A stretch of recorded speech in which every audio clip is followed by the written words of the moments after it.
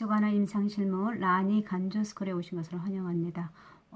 우리 계속 문제풀이를 할 건데 이번에는 공중보거나 결혼에 대해서 설명을 드리겠습니다. 15문제를 가지고 문제를 풀어보도록 하겠습니다. 첫 번째 51번 문제를 보시면 이 문제는 우리가 2021년 하반기 간호조무사 국가시험인 걸 가지고 문제풀이를 하고 있습니다. 그리고 첫 번째 문제 51번 숙주에 신입한 병원체가 심각한 임상 증상과 장애를 일으키는 정도를 의미하는 것은 이라고 했네요. 병원체가 심각한 임상 증상을 장애를 일으키는 것. 여기서 보면 동력이 있고 병원력, 감염력, 면역력, 감수성이 있는데 일단 우리 이런 병원체의 성질에 대해서 개념 정의를 대한 문제가 나왔네요.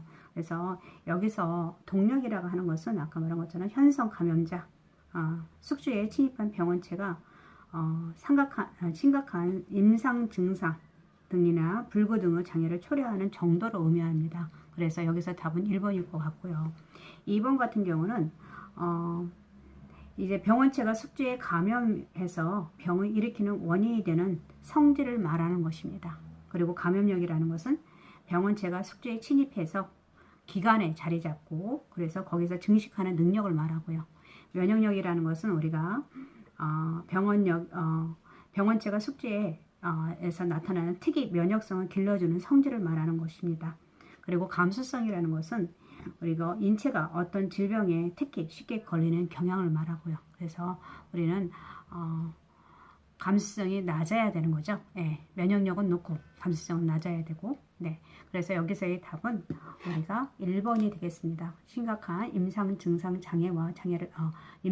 장애를 일으키는 정도를 의미하는 것은 동력입니다. 그래서 우리가 이 동력이나 이런 것들 개념 정리, 병원체에 대한 성질을 정확하게 개념 정리를 해주시는 것이 좋을 것 같습니다. 그 다음에 52번 같은 경우는 예방접종을 시행하여 범유행성에 대응하는 감염 관리 방법은이라고 되어 있네요.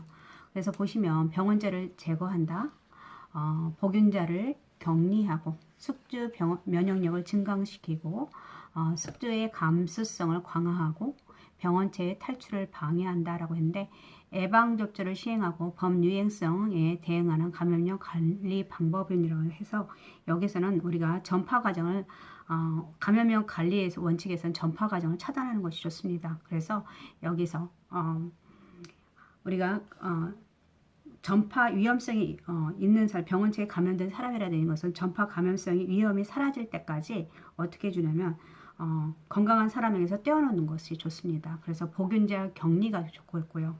그리고 전파 과정을 보면은 일단은 감염은 처리가 좋고요. 환자는 보균자를 조기에 발견해서 치료하도록 하는 것.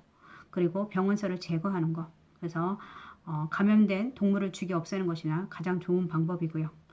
사람이 병원서인 경우는 외과적 방법이나 약물 방법을 치료할 수 있도록 하고 그리고 감염력을 감소하는 것입니다. 그래서 일단 감염이라는 것은 아까 위에서 말한 것처럼 숙주 내에 기관에 자리 잡아서 염증을 일으키는 정도라고 있으니까 거기에 따라서 우리가 예방할 수 있도록 항생제라든지 아니면은 폐결핵 같은 경우는 결핵을 약물을 줄인다든지 이런 식으로 해서 감염력을 감소시키고요. 그리고 격리가 있습니다. 여기서 답은 격리인데 관리 방법이라고 했으니까 환자를 격리시키는 것입니다. 그래서 병원체를 전파 위험성이 없어질 때까지 건강한 사람에서 떼어놓는 거. 그리고 그 다음에 우리가 환경을 위생관리하는 것입니다. 거기 소독한다든지 이런 거 차단한다든지 이런 것들 하는 것이 좋을 것 같고요. 그래서 여기서의 답은 보균자의 격리가 답이 될 것 같습니다. 그 다음 53번 매독에 대한 설명으로 옳은 것은 이라고 했네요. 신생아 인균 눈염을 유발한다라고 했는데 신생아 인균 눈염을 유발할 수 있는 것은 임질이죠. 그래서 임질을 예방하기 위해서 우리가 이런 환자들은 질산은을 아이의 눈에 예방적으로 처치할 수 있고요.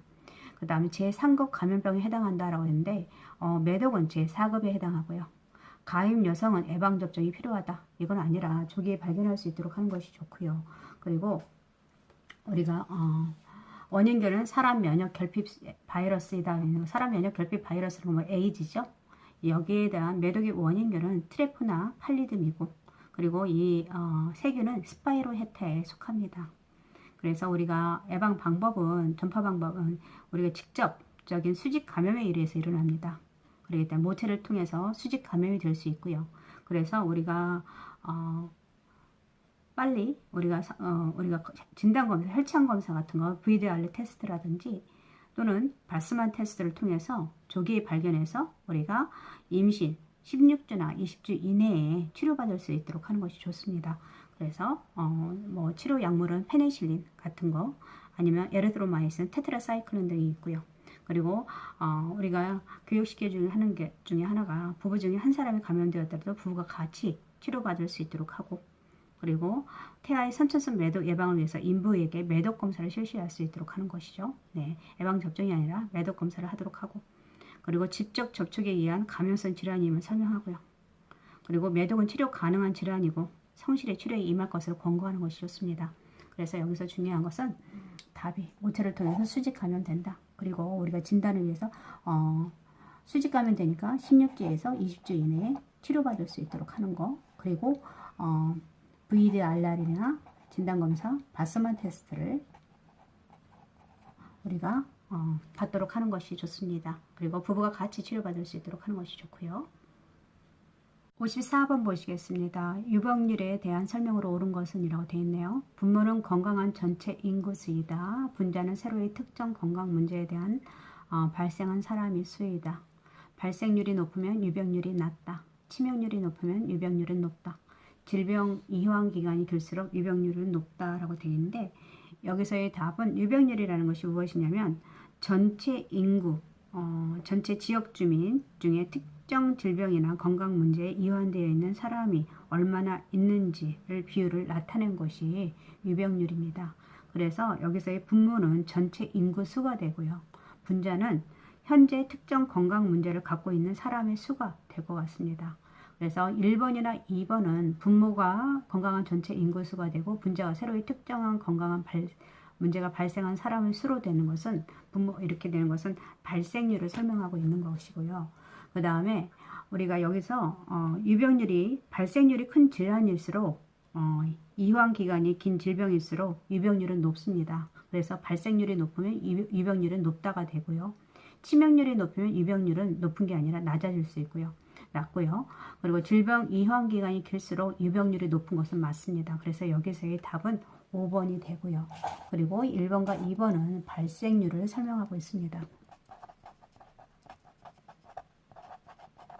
그리고 여기서는 높게 나타나고 발생률이 높으면, 그리고 치명률이 높으면 유병률은 낮습니다. 네.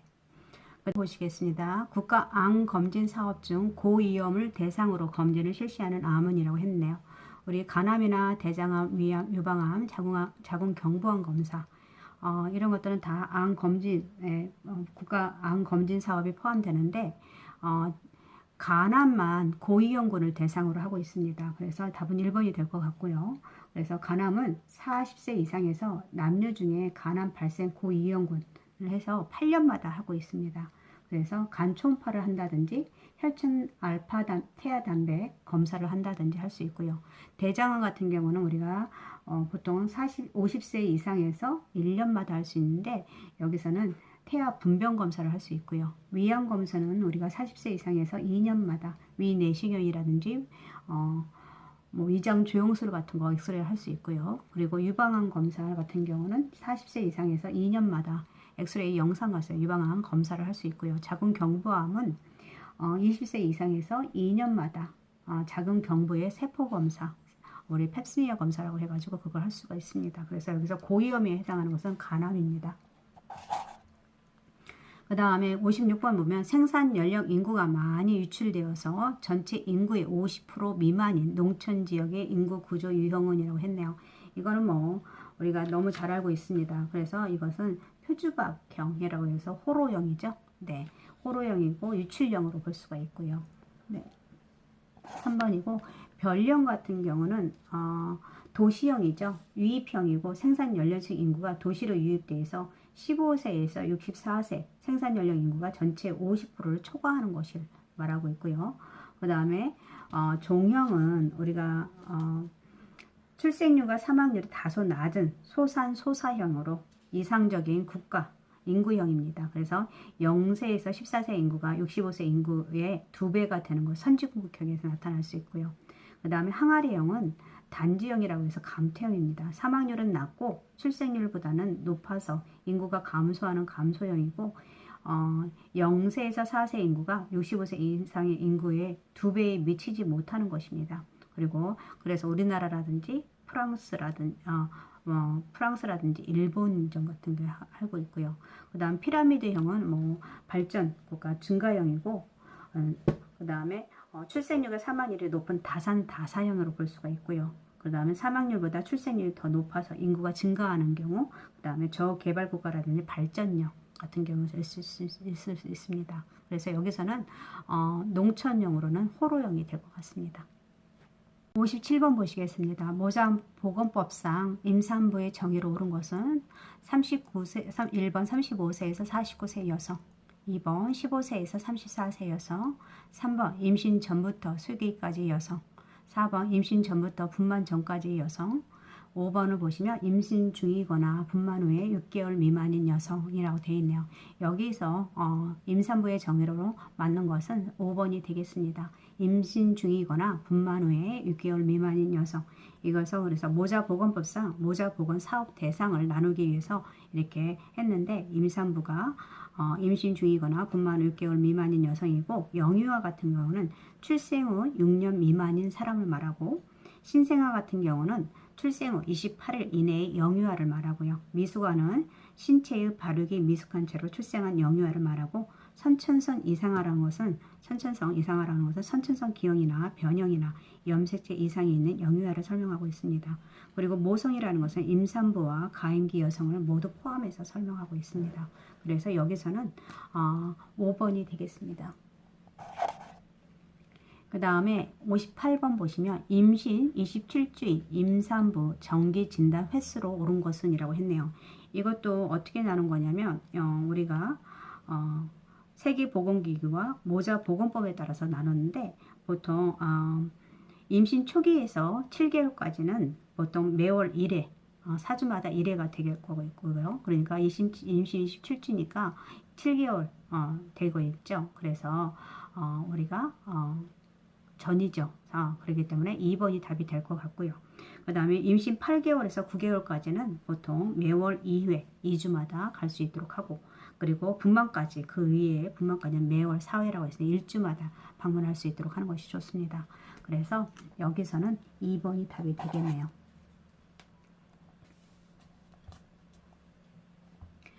그 다음에 59번 문제입니다. 생후 12개월 된 영아의 수두 예방접종의 문의에 관해서 문의 전화가 보건소로 왔대요. 이에 대한 응답으로 옳은 것은 이라고 되어 있네요. 보시면 접종 후 바로 귀가하면 됩니다.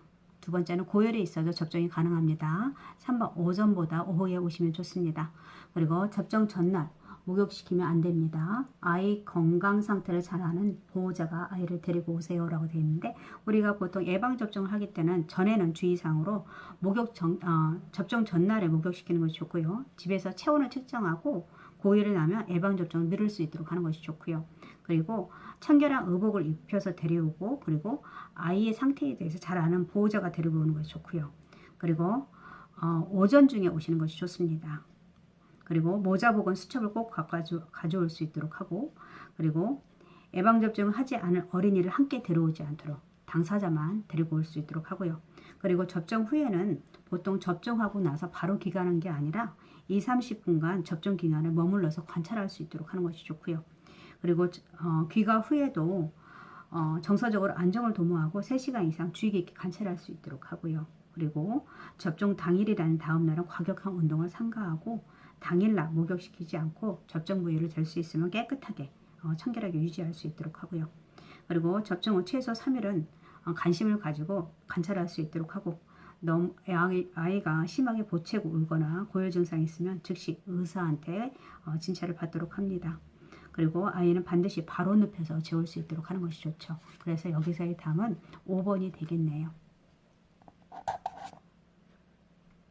있습니다. 알코올 중독 환자가 나는 술을 마시지만 술로 인한 문제는 없어요 라고 하였다. 이 환자에 대한 사용한 방어 기전은이라고 해요. 이 환자가 사용한 방어 기전은 억제, 억압, 부정, 투사, 반동 형성인데 우리 방어 기제의 유형을 보면은 우선 부정에 대해서 설명해 볼까요? 억제에 대해서 설명해 볼까요? 억제라는 것은 마음의 고통을 주는 기억을 의식적으로 잊으려고 노력하는 것이고요. 그 다음에 거기에 비해서 억압은 불안에 대한 1차적인 방어 기제로서 사용할 수 있고요. 극도로 위협적이고 고통스러운 생각이나 경험을 의식에서 제외시키는 것이 정신적 과정입니다. 그래서 억압은 무의식적으로 자동적으로 이루어지고요. 근데 억제는 의식적으로 본인이 스스로 생각을 의식적으로 누리는 것은 대상자가 안다는 거고 억압은 자기가 무의식적으로 누르기 때문에 이걸 갖다가 아예 인지를 못합니다. 그리고 부정이라는 것은 의식화된다면 도저히 감당하지 못할 어떤 생각, 욕구라든지 충동, 그 다음에 현실적 존재를 무의식적으로 거부함으로써 현실을 차단하는 것입니다. 그래서 이거는 여기서 답은 술을 마시지만 술로 인한 문제는 없다고 부정하는 거죠. 그래서 답은 2번, 3번이 될 것 같고 투사라는 것은 남 탓을 하는 것입니다. 한마디로 자신의 결점이라든지 받아들일 수 없는 행동에 대해서 책임을 남에게 돌리는 거고 반동 형성은 생각이나 감정 충동이 곤란스러워서 그 생각이나 행동에 반대되는 것을 나타내는 것입니다. 그래서 엉뚱하게 다른 걸 그래서 우리 이런 말 있죠. 속담에 미운 놈 떡 하나 더 준다 라는 식으로 해서 반동 형성이 나타날 수가 있습니다. 그래서 술을 마시지만 술로 인한 문제는 아무것도 일어나지 않는다고 부정하는 것은 하는 것은 이거는 부정에 대한 설명이 되겠습니다. 그 다음 61번 치매를 관리하기 위한 2차 예방 프로그램은 이라고 했네요. 1차, 2차, 3차 프로그램인데 우리 1차는 보통 예방적 단계이고요. 그 다음에 2차는 조기 발견해서 검진할 수 있도록 하고 3자는 일단 진단된 거에서 이제 추후적 이제 재활 같은 거 이런 것들을 말하는 거죠.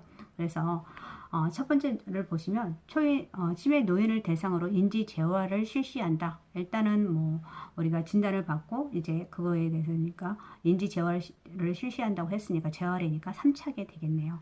그리고 노인을 대상으로 치매 예방 수칙을 교육한다. 노인을 대상으로 했으면 아직은 교육을 단계니까 1차의 거고요. 그 다음에 노인을 대상으로 치매 선별 검사를 실시한다. 이거는 조기 진단 2차게 되겠네요. 이거 답이 되겠네요.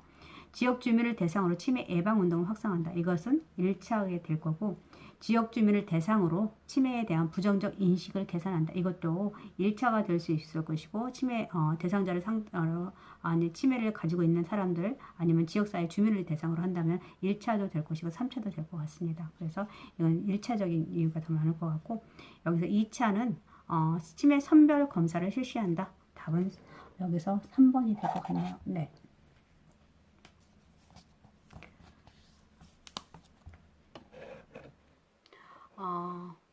62번 보시겠습니다. 뇌경색증 진단을 받은 50세 남자가 가정에서 장기 요양 서비스를 제공받고자 할 때 신청할 수 있는 보험 제도와 보험 급여를 옳게 묵힌 것은 이라고 했네요.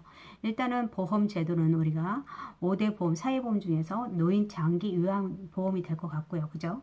노인 장기 요양 보험 제도라는 것은 고령이라든지 노인성 질병을 가진 사유로 일상생활을 혼자서 수행하기 어려운 노인에게 세수라든지 목욕, 식사, 배설, 이동 그런 것들을 요양 서비스를 제공하는 사회보험 제도입니다. 그래서 보통 우리가 본인들의 지역사회 안에서 살아갈 수 있도록 하는 거니까 요양을 제공하는 거니까 보험급여는 제가가 될 것 같고요. 그래서 여기서 보시면 국민건강보험 시설급여 뭐 이렇게 나왔는데 두 번째는 국민건강보험 제가급여 그 다음 노인 장기 요양보험 간병비 네 번째 노인 장기 요양보험에 재가급여를 해준다. 이거 맞고요. 노인 장기 요양보험의 시설급여 아니죠. 네, 이것은 네 번째로 노인 장기 요양보험 제도의 사회보험 중에 보험 제도를 하고요. 그 다음에 이것은 가정에 있으니까 재가급여가 될 것 같습니다. 63번 보시겠습니다. 보건소 방문 건강관리 사업에 대한 내용으로 옳은 것은 1번 노인 장기 요양법에 근거한다. 두 번째 질병 진단과 치료 서비스를 제공한다. 세 번째 비용은 대상자가 시간당 수가로 지불한다. 네 번째, 민간병원 중심으로 서비스를 제공한다. 5번, 취약계층을 중점 대상으로 서비스를 제공한다. 보건소, 방문 건강관리사업. 이것은 보면 노인 장기 요양법이 아니라 지역보건법에 의해서 하고 있고요. 그리고 방문 보건사업은 고위험이나 가족을 발견해서 관리하기 위해서, 그리고 취약계층을 대상으로 해야 되죠. 거동 불편자라든지 재활장애인, 독거노인 등 저소득이나 소외계층을 가족을 중점적으로 건강관리 능력을 향상시키는데 필요한 서비스를 제공하고 있고요. 그 외에서 만성 퇴행성 질환을 가진 질병 대상자의 발견이나 등록 관리를 하고 있고, 그리고 정신건강 증진 관리에 필요한 대상자와 가족의 발견이라든지 관리를 하고 있습니다. 그리고 주민의 보건의료 욕구를 파악해서 질병의 조기 발견이나 조기 치료에 가능한 대상자를 발견하고 관리하고, 그리고 의료기관 등과 상태 호전에 대해서 의뢰받은 가정간호 대상자를 관리하기도 하고, 임종을 맞는 저소득층 대상자의 호스피스를 제공하고 있습니다. 그리고 건강한 가족을 대상으로 건강 증진을 위한 보건교육 실시하고 있고, 지역사회 자원을 발굴해서 조직하고 활용할 수 있도록 하고 있고, 보건과 복지 서비스를 연계해서 통합 서비스를 제공하고 있습니다. 그래서 여기서는 5번이 되겠네요. 취약계층을 중점적으로 대상으로 서비스를 제공한다라고 되어 있고요. 그 다음에 64번은 노인 장기 요양보험 제도에서 방문 간호에 대한 설명으로 옳은 것은 이라고 되어 있네요. 신체 활동과 가사 활동을 지원한다. 이것은 요양보호사죠. 요거. 예. 그 다음에 방문 간호 지시서에 따라서 서비스를 제공한다. 이거 맞고요. 그리고 간호조무사 자격 취득과 동시에 방문 간호 서비스를 제공할 수 있다. 아니죠. 방문 간호 요건에는 우리가 어떤 간호사는 2년 이상의 임상에서 그런 경력이 있어야 되고요. 그리고 간호조무사 같은 경우도 3년 이상 임상 경험이 있어야 되고, 그리고 소정의 교육을 이수할 수 있도록 해야 되고요. 그리고 치위생사 같이 방문 간호를 할 수 있습니다. 그렇기 때문에 3번은 아니고요. 목욕 서비스를 갖춘 장비를 이용하여 서비스를 제공한다. 이것은 목욕 서비스, 방문 목욕이고 2인 이상이 할 수 있습니다. 요양보호사가. 그 다음에 수급자를 하루 중 일정 시간 동안의 장기 요양 기간이 아니라 재가죠. 네, 보호하는 서비스입니다. 재가해서 요양을 제공하는 서비스고, 보호하는 서비스, 요양을 제공하는 서비스입니다. 그래서 여기서는 방문 지시서에 따라서 서비스를 제공한다. 이게 답이 되겠네요. 네.